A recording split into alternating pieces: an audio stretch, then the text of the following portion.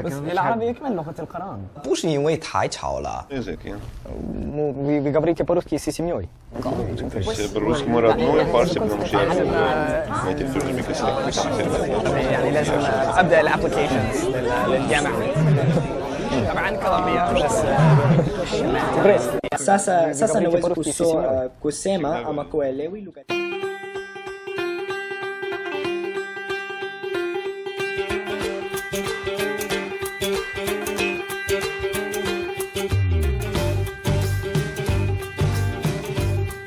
I feel that language gives you something with which you can connect to another person. अब जो अच्छा इस किताब के बारे में यहाँ पे लिखा है, ये किताब कुदरतुल्लाह शाह की खुद नविश्त है।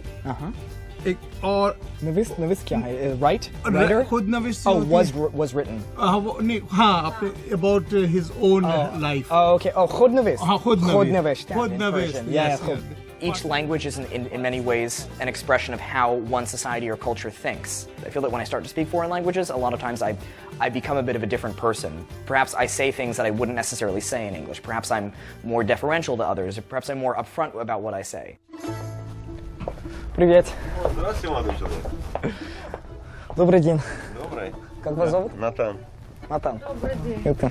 Тебя как зовут? Привет. Я Тим. Тим. Очень приятно. Очень приятно. И откуда вы? Polyglot is a word that comes from two Greek roots, poly and gloss or glottis, which together means many tongues, many languages, and it just refers to anyone who speaks 3 to 4 languages or more at a pretty high level. The term hyperpolyglot, that's the people who have a commitment to learning and maintaining a lot of languages. Most of them really put in a lot of work on it and take pride in knowing these languages. 那可以不可以养宠物？我真的不知道。你真的不知道？可是如果你给我钱，你就可以。真的吗？啊，好好好，那我得。I'm really comfortable having a conversation on more or less any topic in French, Arabic, Hebrew, and Farsi. I think maybe a tier down would be Chinese, German, and Russian. I've done a fair amount of Latin and Greek in school, but that's obviously a different skill range for dead languages. I'm pretty comfortable speaking in languages like, Hindi or Urdu, Indonesian. With a little bit of practice, I feel, confident again in languages like Turkish, for example, or, my Italian's not so great, but I feel like I can understand it pretty well.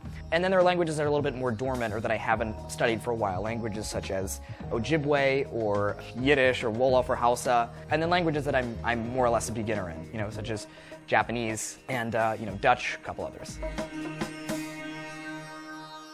The languages that we speak as a family, it's really not that impressive.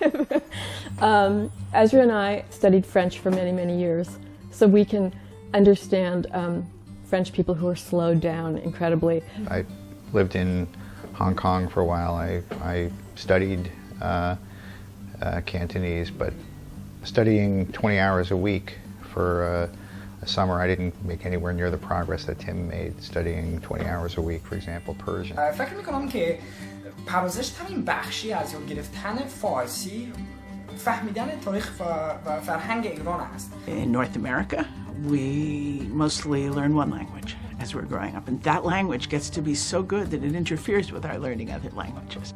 Tim Donner's talents in the American context are extremely unusual, particularly at his young age. The hyperpolyglots one tends to hear about in the world are older as a rule.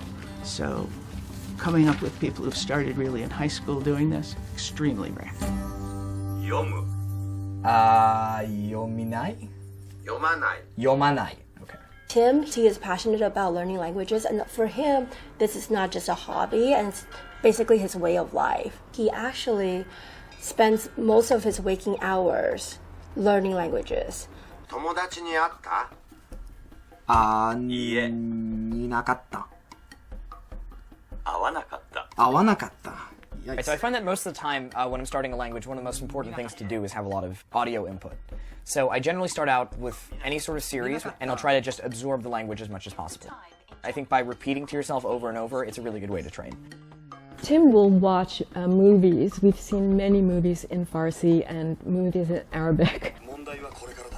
Watching TV shows or movies is really helpful in any kind of language learning because it exposes you to the normal rate of speech in a language and maybe a more colloquial register than you get in a textbook.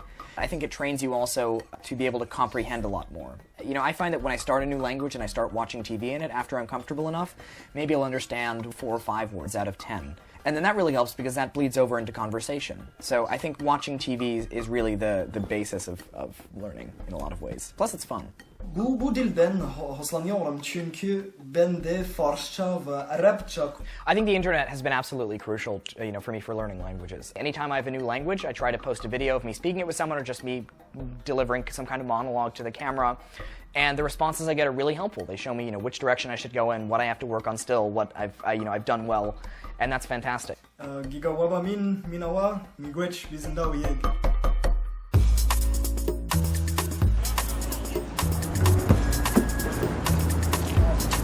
I think the great thing about living in New York is that you really can practice any language you want. This is arguably the most linguistically diverse spot on earth. Est-ce que vos parents aussi parlent? Mes parents, non, malheureusement, non. Et ils ont pris français à l'école, mais non, ils parlent seulement anglais. Vous êtes un génie, monsieur. C'est pas vrai. Oui, c'est ça.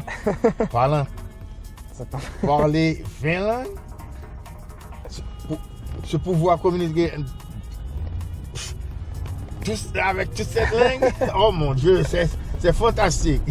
Merci. For me, there are plenty of things that are fascinating about languages. Primarily, it's the fact that, as a bit of a history nerd, you can see in any language the entire history of a people and its interactions with others. For a while, when I was around 12 and 13, I had a very big interest in learning about the Middle East, especially the Israeli-Palestinian conflict. So I thought that by learning a language, I might be able to break through the wall that's been built around it. A little bit after my bar mitzvah when I was 13, I started to teach myself Hebrew. עברית הייתה השפה הראשונה שלמדתי אחרי אנגלית. אני התחלתי ללמוד לפני שנה וחצי.